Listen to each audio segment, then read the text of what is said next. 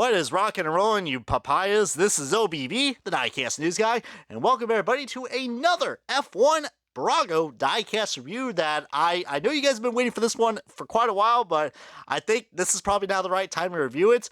I mean, let's just say I'm a huge fan of this team and also this driver, but today it is going to be on the McLaren 36 from the McLaren Formula 1 team, or MCL, where you want to call it.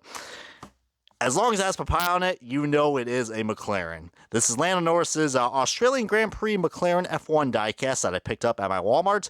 And as you guys can see, this is pretty surprising because we have not seen this type of model at Target, only at Walmart.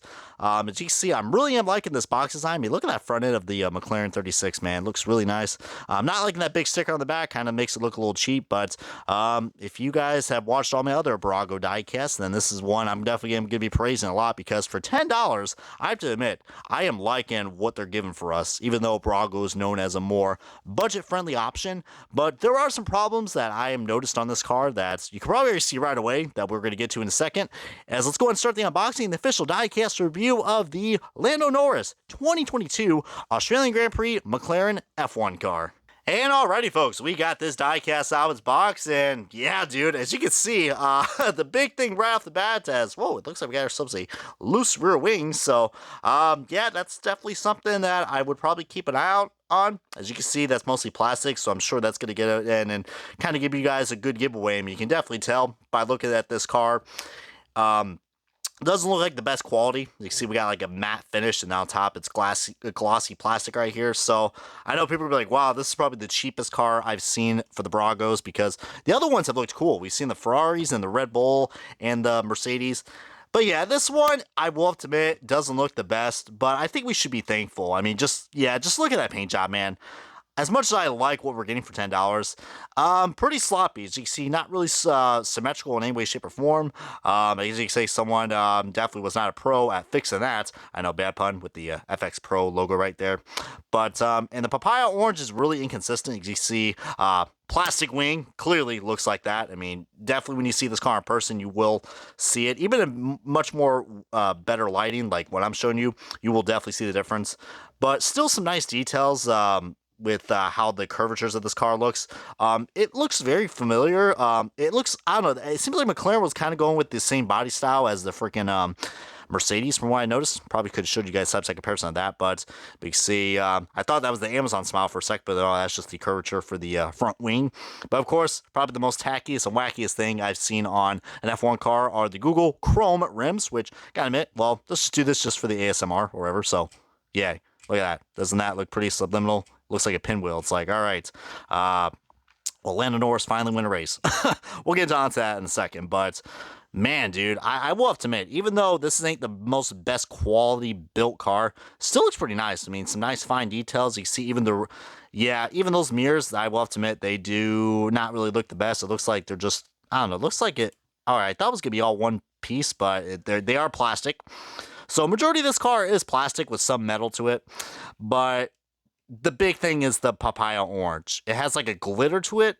The blue is nice and bright and vibrant, but can't say that about the papaya orange. It's almost like a metallic orange, like the, hate to compare this with the NASCAR, but it's like the Kevin Harvick gear wrench car with the orange, metallic orange. That's kind of the vibe I'm getting, but it's very inconsistent because it's not the same shade as it is here. Green light is kind of guilty of that as well, but I'm thinking what happened is probably they just painted the whole car black, and then, yeah, I mean, they must have loved AC/DC or the Rolling Stones because painted all black, but probably just to save costs.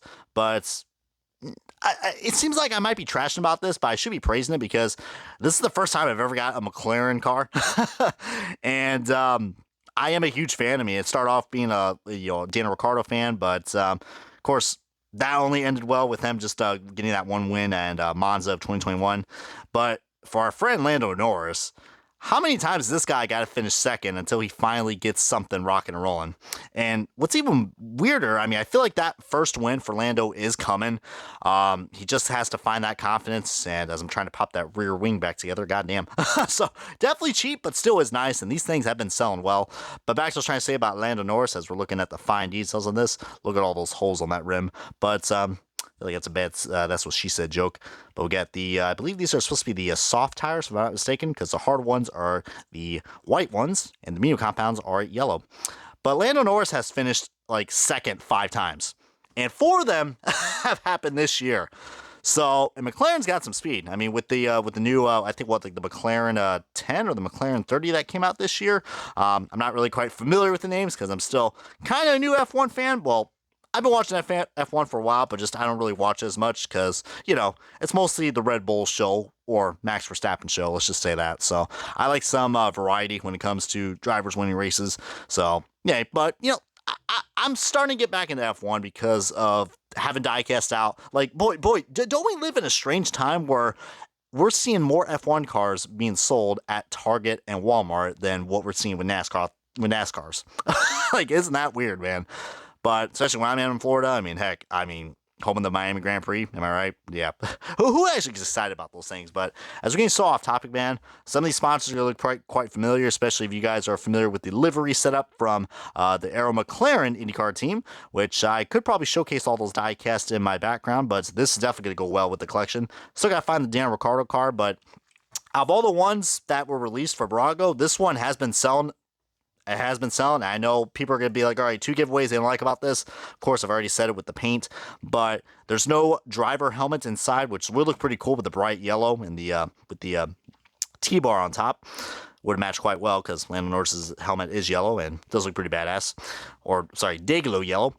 And there's no sponsor right here because, of course, it's tobacco. So can't have the wacky tobacco on this car because, you know, as you can see, I mean, if I saw in the box correctly, it's for ages 3+. So, yeah, F1 ain't gonna like that. Plus, you know, smoking kills. So, I understand that. But, yeah, dude, I mean, what's even cool about this, on the bottom it has where this car was ran at, the Australian Grand Prix.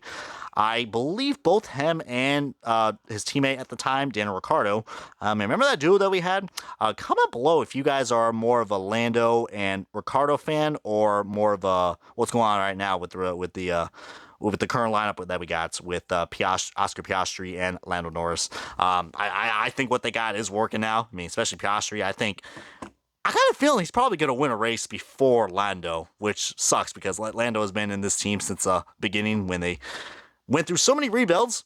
But this new McLaren that we got, I mean, last year had some speed, but this year, holy shit, man, they have just been on it. I feel like they're going to get a win before the season probably ends because they have been showing some speed. But if you guys are too nitpicky with these cars, then these are probably not the right fit for you. But if you're new into collecting F1 diecast, I would actually get these things a try. They are kind of a breath of fresh air compared to what you usually get with the NASCAR diecast.